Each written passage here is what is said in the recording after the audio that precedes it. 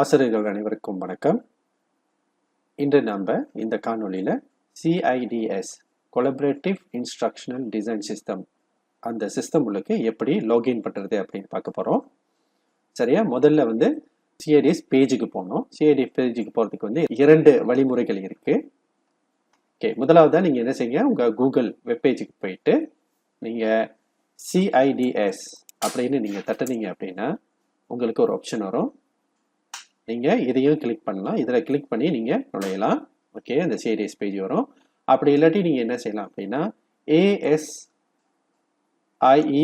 model.net அப்படின்னு நீங்கள் போட்டாலும் அந்த பேஜ் வரும். சரியா?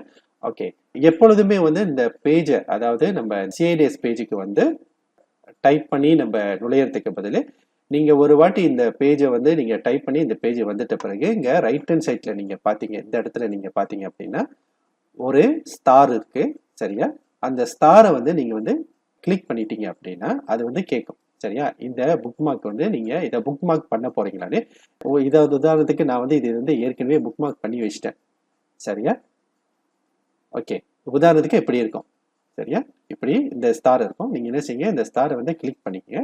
கிளிக் பண்ணிக்கிட்டீங்கன்னா அது கேட்கும். ஓகே, புக் மார்க் எடிட், எந்த இடத்துல எந்த ஃபோல்டரில் நீங்கள் ஏதாவது ஃபோல்டர் ரெடி பண்ணி வச்சிருந்தீங்க அப்படின்னா அதில் நீங்கள் ஆட் பண்ணிக்கலாம் அதை. சரியா? இல்லை நீங்கள் புக் மார்க் பார்லி, அதாவது புக் மார்க் பார் இருக்கும் பாருங்க, இதோ இங்கே முன்னிக்கே வர்ற மாரியே நீங்கள் போட்டு வச்சுக்கலாம். சரியா? நான் இந்த KPM அப்படின்ற பேஜில் ஓகே, உதாரணத்துக்கு நான் புக் மார்க் பார்லி போடுறேன்னு, அப்புறம் டன் அப்படின்னு தட்டிட்டீங்க அப்படின்னா சரி, இங்கே எங்கேயுமே வரலையே அப்படின்னு பார்க்கும்போது நீங்கள் இந்த பாருங்க, இங்கே போயிட்டு நீங்கள் கீழே போனீங்க அப்படின்னா இருக்கும் பாருங்க. நீங்கள் அதை என்ன செய்யுங்க, கிளிக் பண்ணி ஹோல்ட் பண்ணிக்கிட்டு அப்படியே எடுத்து நீங்கள் போட்டுக்கலாம். சரியா? அப்போ இங்கே வந்துடும். ஸோ எவ்ரி டைம் நீங்கள் திரும்பியும் CIDS அப்படின்னு நீங்கள் தட்ட அவசியம் இல்லை. நீங்கள் இங்கே கிளிக் பண்ணாலே நேராக அந்த பேஜுக்கு போயிடும். சரியா? ஓகே, அடுத்ததாக நம்ம என்ன பார்க்க போகிறோம் அப்படின்னா இந்த CIDS உங்களுக்கு சிஸ்டம் உங்களுக்கு எப்படி லாகின் செய்யறது அப்படின்னு.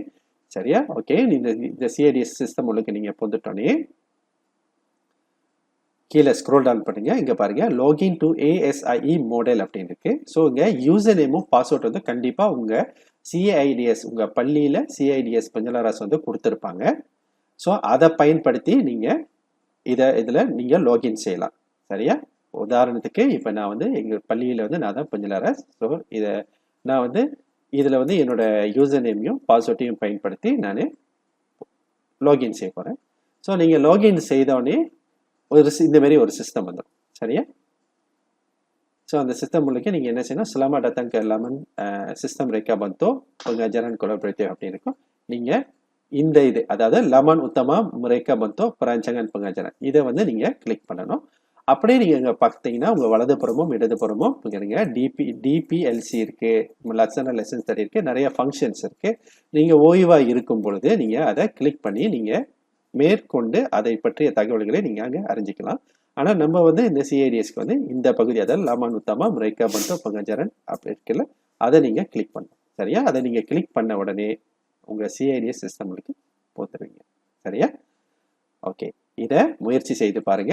அடுத்த காணொளியில் நம்ம சந்திப்போம். நன்றி.